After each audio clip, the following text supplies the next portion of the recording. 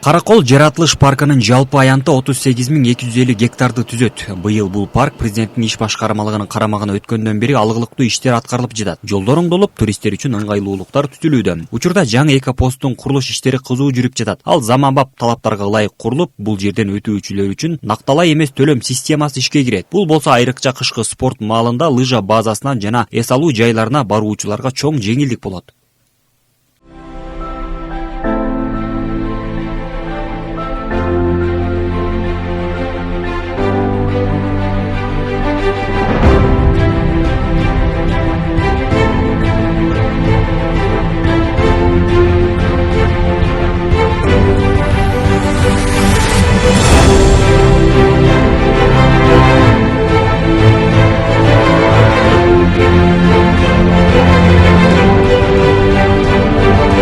Бул жерден ушу келген туристтерди ушул жерден тосуп алып, мындан ары бизде өзүбүздө Ала көл, Айтөр, Эки Чаат деген жакшы бир кооз жерлерибиз бар.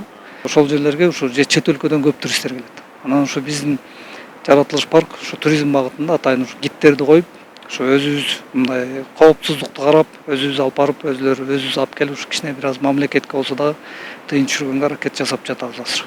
Мындан тышкары посттун жанынан аянты 600 чарчы метр болгон имарат курулууда. Анда улуттук буюмдар сатылуучу дүкөн, чакан ашкана жана туристтер үчүн атайын маалымат берүүчү бөлүм иштейт. Жаратылыш паркында жол куруу иштери да пландуу жүрүүдө. Башынан бери жалпы 8 чакырым жол салынса, анын 4 чакырымы быйыл бүткөрүлдү.